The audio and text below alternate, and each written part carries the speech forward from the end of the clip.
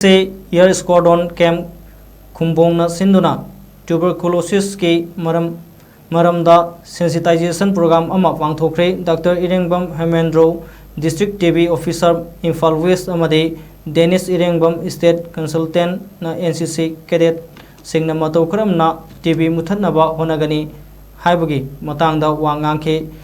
इहुल foundation की तोमथिना NGO सिंगना टीबी पेशेंट सिंगदा तेंगबांग पीरी हाइना फोंदोखी। प्रोग्राम अदुदा कैडेट चनियांखैरोम अमदी ऑफिशियल सिंग सरुक याखे।